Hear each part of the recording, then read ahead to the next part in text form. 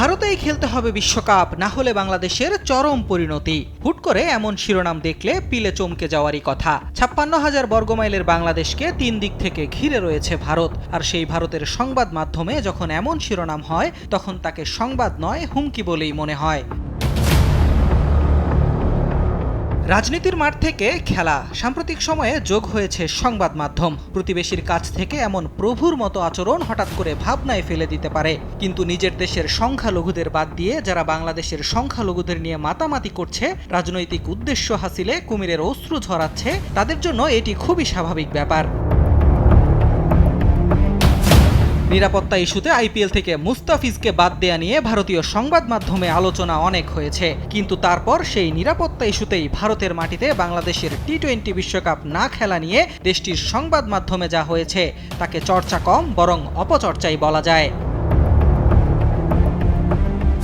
নিরাপত্তা ইস্যুতে ভেন্যু স্থানান্তরের দাবি জানিয়ে বিসিবি চিঠি পাঠিয়েছিল আইসিসিকে, কিন্তু তার জবাব বাংলাদেশের কাছে আসার আগে গিয়েছে ভারতীয় সংবাদ মাধ্যমের কাছে। আর তাই তো বাংলাদেশকে নিয়ে দেশটির মিডিয়ার সংবাদ ছিল এমনই।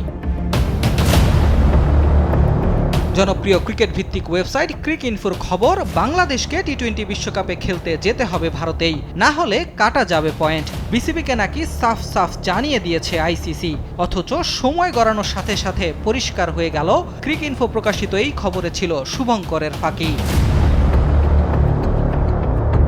ক্রিকইনফোর এক খবরকে পুঁজি করে একের পর এক মিথ্যা ও গুজবে ভরপুর সংবাদ প্রকাশ করতে থাকে ভারতীয় গণমাধ্যমগুলো। একপাক্ষিক সংবাদের চটকদার শিরোনামে মিথ্যাকে সত্য হিসেবে প্রতিষ্ঠার চেষ্টা করেছে তারা।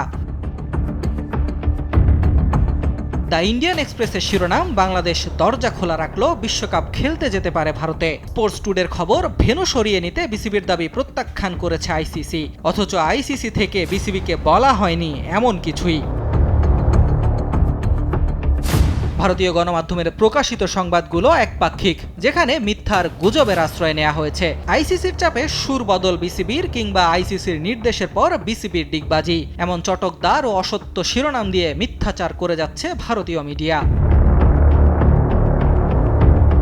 শেষ পর্যন্ত মুখ খুলতে হয় বিসিবি সভাপতিকে।